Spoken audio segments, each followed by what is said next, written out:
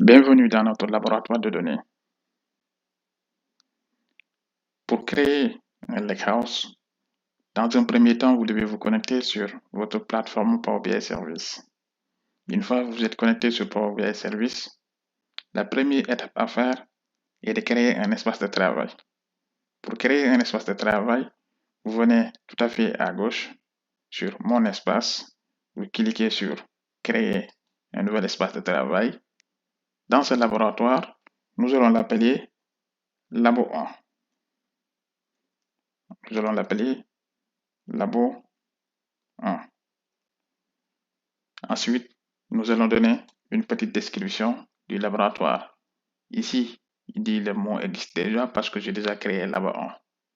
Mais si je fais Labo 1, vous appliquez sur Créer, Appliquer. Une fois que vous cliquez sur Appliquer, votre laboratoire sera créé et il sera visible ici au niveau de Mon espace de travail, Laboratoire 1. Vous sélectionnez Laboratoire 1 et vous voyez que votre laboratoire est vide. Ensuite, la deuxième partie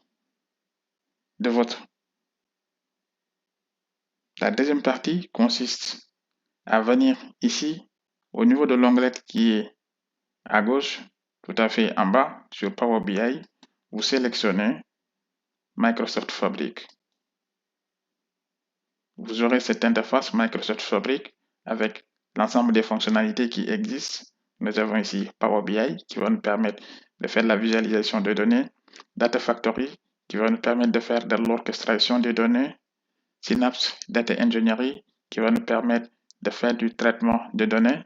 Nous avons aussi Synapse Data Scientist qui nous permettra de créer des modèles de machine learning et de les entraîner. Nous avons ici Synapse Warehouse qui va nous permettre de créer ce qu'on appelle un entrepôt de données. Et Synapse Real-Time Analytics pour créer des travaux concernant des données continues, comme des objets connectés, etc., etc. Donc, dans ce laboratoire, nous utiliserons la fonctionnalité Synapse Data Engineering. Vous cliquez sur Synapse Data Engineering. Ensuite, nous avons ici les différentes options qui existent. Donc, la première étape consiste à créer un lakehouse. Vous cliquez sur Lakehouse. Nous allons lui donner ici un nom. Le nom de notre lakehouse, nous allons l'appeler ici Lakehouse 1. Nous allons l'appeler Lakehouse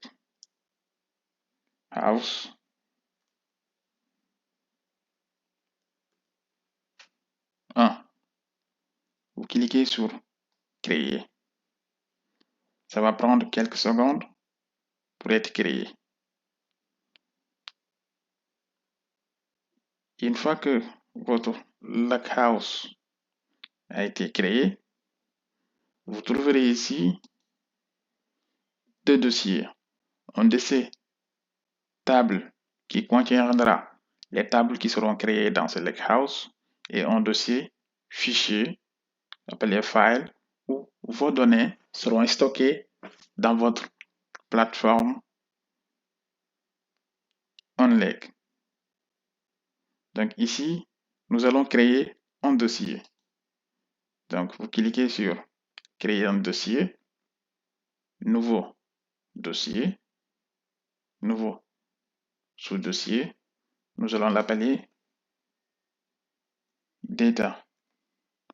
Donc ce dossier data sera créé à l'intérieur du répertoire file et contiendra toutes les données qui seront stockées au niveau du lakehouse. Ensuite, nous allons télécharger nos fichiers dans ce lakehouse.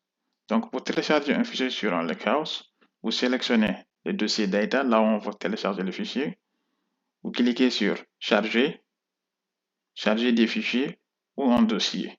Donc, nous allons charger des fichiers.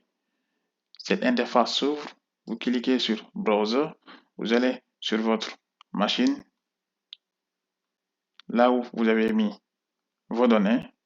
Donc ici, nos données se trouvent sur le disque C dans le répertoire fabrique. Donc, je cherche le répertoire fabrique.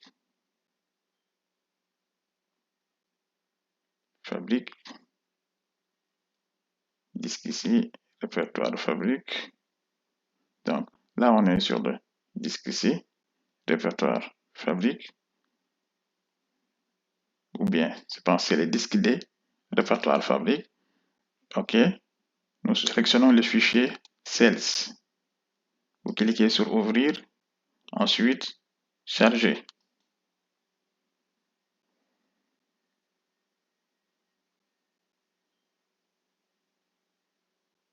Donc, une fois que le fichier est chargé, vous pouvez vous en assurer. Vous venez ici sur votre répertoire, Data, vous voyez si le fichier est chargé. Si vous ne le voyez pas, vous avez la possibilité de revenir ici, vous cliquez sur Actualiser pour voir que votre fichier CSV est chargé sur votre dossier Data. Nous avons aussi la possibilité de créer des raccourcis. Qu'est-ce que c'est qu'un raccourci? Sur Microsoft Fabric, on peut interroger des données externes. Ces données peuvent être dans d'autres systèmes tels que Azure ou bien AWS ou sur notre espace de travail. Donc, pour ce faire, il suffit que vous venez ici, vous cliquez sur l'onglet Nouveau raccourci. Si vous le faites, vous avez la possibilité d'interroger, de faire pointer un lien qui va pointer sur un système Azure Data Lake Génération 2 qui se trouve sur votre abonnement Azure ou bien sur Amazon S3 ou sur Microsoft OnLake qui est la base de la plateforme Microsoft Fabric. Et une fois que ces fichiers seront pointés, vous n'avez pas besoin de les déplacer. Donc, pour faire un traitement, il suffit juste de créer les liens via ces fichiers et les liens seront disponibles au niveau de votre dossier ici. Et vous aurez la possibilité de les traiter après. Ensuite, dans un second temps, nous allons charger les données dans une table. L'objectif est de charger les données dans une table afin de les interroger. Donc, pour ce faire, vous sélectionnez les fichiers, vous faites clic droit, charger dans une nouvelle table. Donc, on va garder le nom, Sales. Une fois ceci fait, vous cliquez ici sur charger ou si votre fichier a un délimteur qui est différent de virgule, vous mettez les délimiteurs appropriés. Si c'est un slide, vous mettez des slides. Sinon, vous laissez comme ça. Vous cliquez sur charger. Une fois que vous cliquez sur charger, le système va créer une table au niveau du dossier table qui aura le nom Sales et qui va faire référence aux données qui se trouvent sur le fichier CSV. Cette table est une vue logique qui pointe sur les données qui sont dans ce fichier. Cette table a une particularité parce qu'il a été créé sur la base d'un fichier Delta. Un fichier Delta, nous aurons l'occasion de revenir là-dessus. Un fichier Delta, c'est un fichier de stockage de données par quête, mais qui permet de gérer les principes d'acidité d'une base de données relationnelle. Donc, pour revenir ici, maintenant, nous allons interroger ici, nous allons interroger cette table. Pour interroger la table, vous venez ici sur l'onglet Lakehouse, vous faites dérouler, vous ouvrez ce qu'on appelle un point de terminaison SQL. Un point de terminaison SQL, c'est un moteur SQL qui vous permet d'interroger les données qui se trouvent sur votre lakehouse.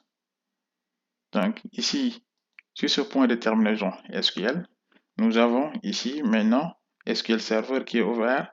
Donc avec dans un schéma par défaut DBO, on a la table, celle-ci qui est là, qu'on peut visualiser avec les données qu'elle contient. Donc ici, nous pouvons créer des vues, des fonctions, des procédures stockées, etc., etc. Nous pouvons interroger via SQL cette table. Pour ce faire, vous venez sur l'onglet Nouvelle requête. Il va ouvrir une interface pour créer une requête. Nous allons utiliser la requête suivante qui nous permet de donner ici le montant des ventes par produit. Donc, si on exécute, le résultat de la requête est affiché ici. Donc, pour chaque produit, voici le montant total des ventes, qui est égal à la quantité multipliée par le prix unitaire.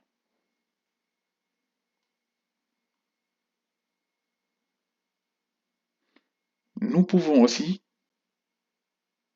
créer des requêtes via des visuels. Si vous n'êtes pas à l'aise avec du SQL, pour des utilisateurs qui ne sont pas forcément informaticiens, ils peuvent utiliser cette interface Nouvelle requête visuelle. Sur cette interface, vous faites glisser-déposer la table ou bien les tables sur lesquelles vous voulez faire des requêtes.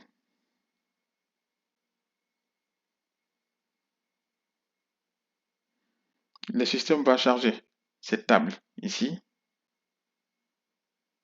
Et à partir de là, vous avez les données. Vous pouvez faire des transformations. Par exemple, ici, nous allons faire une transformation. Pour ce faire, la transformation qu'on va faire, c'est dans un premier temps, nous allons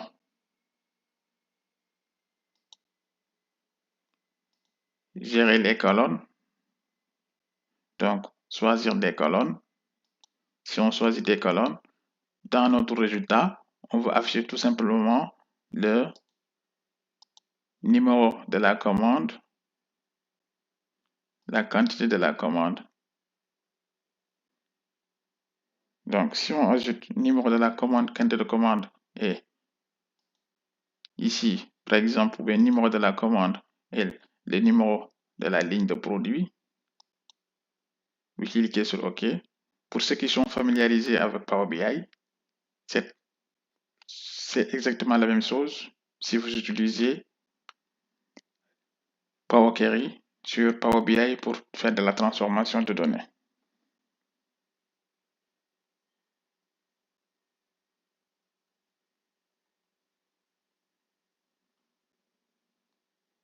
Donc là, nous avons un résultat qui est déjà disponible.